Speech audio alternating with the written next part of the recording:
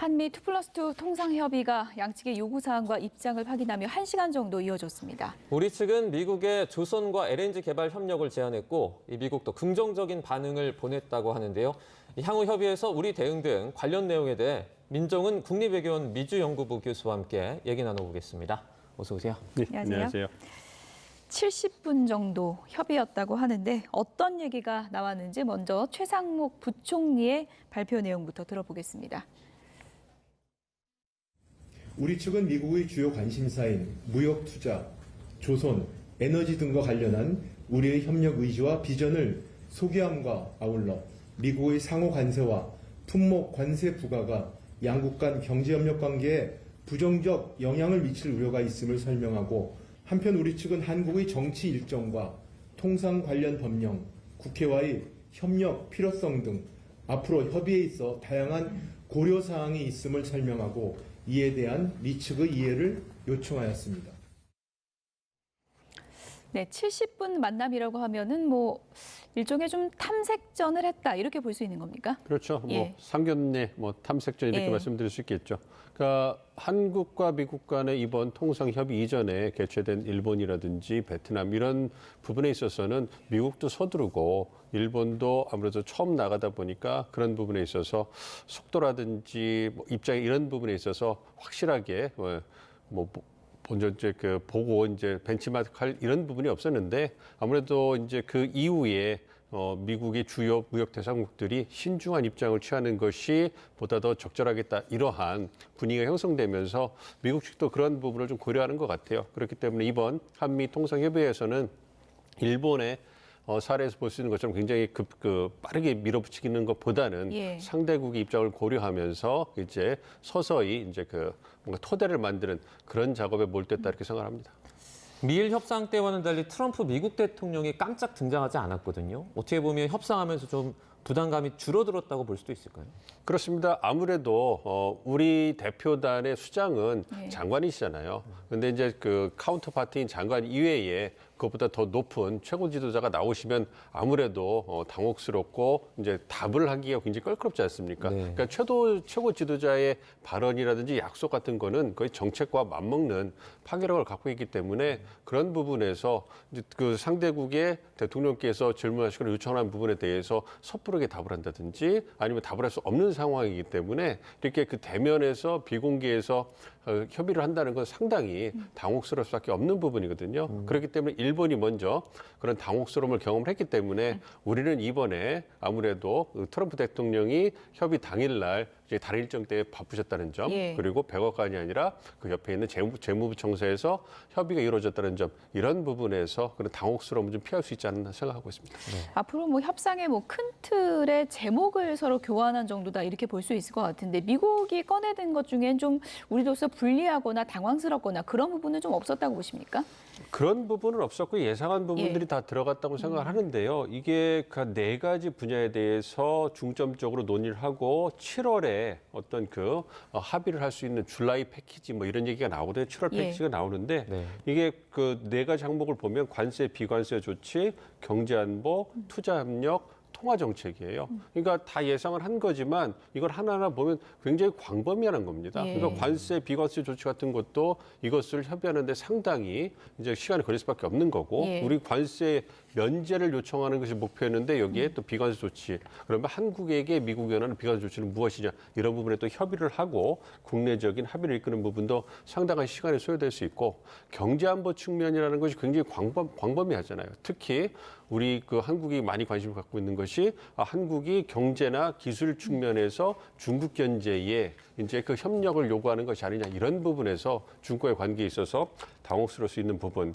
그런 부분이 있고요. 투자 협력은 에너지 분야를 중심으로 하고 있는데 예를 들어서 알래스카 LNG 프로젝트 같은 경우에는 생산성과 어떤 전략적 이해관계가 상충할 때 어떠한 선택을 해야 되냐 이런 부분도 난관이 될 것 같고요. 마지막에 환율 정책 같은 부분에 있어서도 사실 환율이 이제 한국 같은 경우는 굉장히 절상이 되고 있고 미국 아무래도 미국의 달러나 엔화가 안전자산으로 이제 그 분류가 되면서 특히 미국의 불안정한 그러한 경제 정책 때문에 우리가 좀 피해를 보고 있는 상황인데 이러한 부분에 대해서 어떠한 요구를 미국이 할 것이냐 이런 부분에 대해서도 하나하나 의제가 갖고 있는 그러한 그 특성이 있기 때문에 그 보면 네 가지 부분이 말씀드린 것처럼 다 예상이 되는 부분이긴 하지만 굉장히 광범위하기 때문에 과연 3개월 안에 마무리할 수 있을까 이러한 의구심이 들기도 합니다. 네.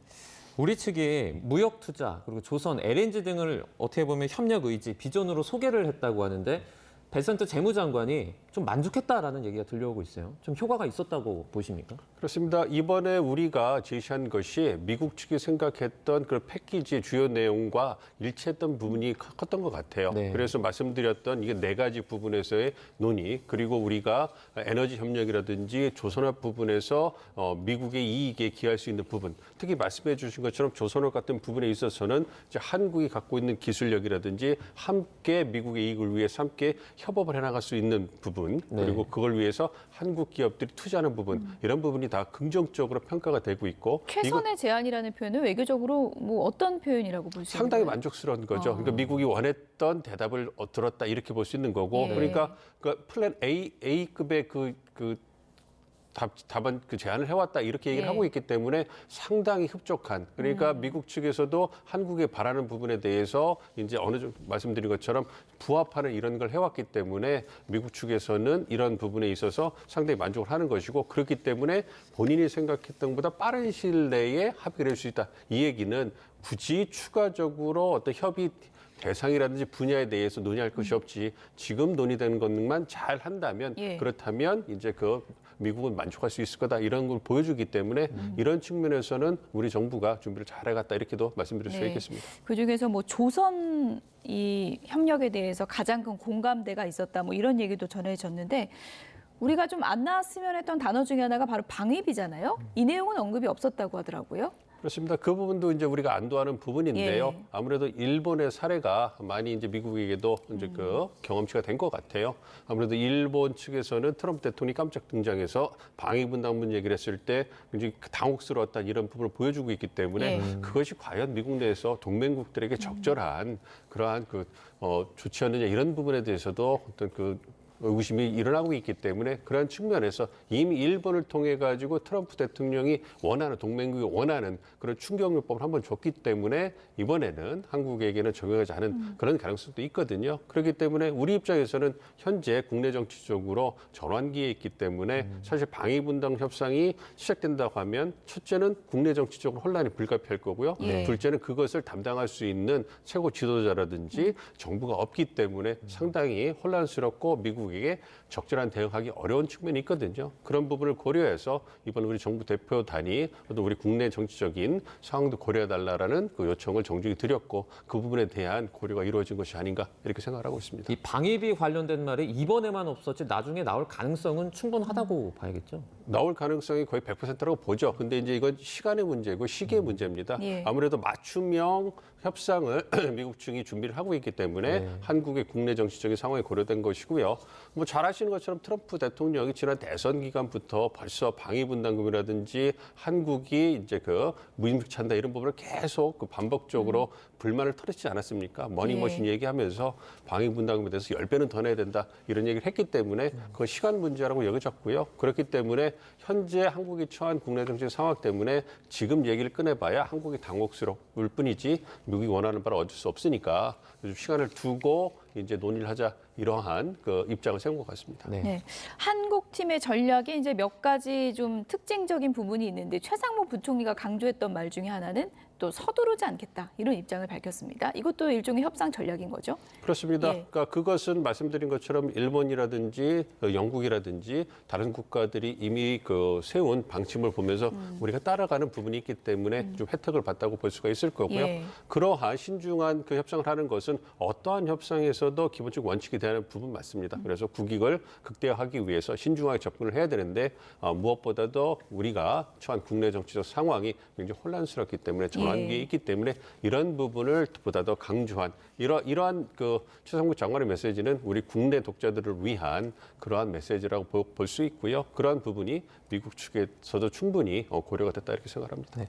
베선트 장관이 그러니까 내주 양해에 관한 합의에 이르면서 뭐 논의를 하겠다 이렇게 얘기를 했는데 이거 제가 원문을 찾아보니까 뭐 어그리먼트 오브 언더스탠딩 이런 식으로 써 있더라고요. 그 단순히 뭐 압박을 하겠다 이런 의도입니까? 어떤 의미입니까? 그래서 실무 협상을 이제 하겠다 이런 부분에 대해서 용어를 쓴 것 같아요. 그래서 그 다음에 나온 자료들을 보니까 그러니까 어그리먼트 언더스탠딩 하는 것이 우리가 정부 차원에서 쓰는 통상 용어는 아니고요. 아무래도 재계에서 쓰는 용어를 재계 출신이니까 쓴 것 같고요. 이것은 아무래도 큰 틀에서 협력할 분야라든지 의제는 정해졌고 이제 실무적으로 이제 접근할 때가 됐다. 그래서 그 부분에 대해서 얘기를 한 것 같습니다. 그래서 이런 부분에 대해서 이제 향후 이제 한미 간의 카운터파트끼리 실무 협상을 시작을 했기 때문에 네. 그러한 부분에서 이제 하나하나 그 기술적인 부분들 그런 부분을 좀 논의해 나가지 않을까 생각하고 있습니다. 네. 일단 뭐 7월 패키지, 이 줄라이 패키지 이 안을 마련하는 게 이제 목표인데 어떻게 보면 이제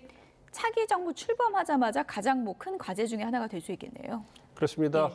아무래도 트럼프 대통령의 어떤 관세 정책이라든지 공세적인 대외 정책 때문에 전 세계가 혼란스럽고 그 과정에서 한국이 적절히 대응하고 있느냐 이런 부분이 가장 큰 예. 외교 정책에 있어서 과제로 떠올랐기 때문에 아무래도 신정부가 이제 출범하게 되면 가장 중요한 것이 한미 관계를 관리하는 것이 아닌가 이렇게 생각을 하고 있습니다. 그렇기 때문에 신정부가 들어서면 가장 빠른 시일 내에 예. 이제 한미 정상회담을 하면서 그 정상회담의 결과물로 마중물로서 이제 7월 패키지라든지 이런 부분에 대해서 어떤 그 진전된 모습을 보일 수가 있거든요. 관세 유예가 7월 8일에 끝나니까 그 훨씬 전에는 또 얘기가 돼야 되는 거잖아요. 그러니까 진전이 되고 있습니다만 이제 예. 될 걸로 예상을 합니다만 아무래도 신정부가 구성이 되더라도 이제 시간이 좀 꽤 6월 3일이니까 시간이 촉박하지 않습니까? 예. 그렇기 때문에 그런 측면에서 이제 과도적으로 그 협의 내용을 전에 듣고 이제 또 대응책을 마련해야 되기 때문에 우리가 시간이 어느 정도 필요한 거는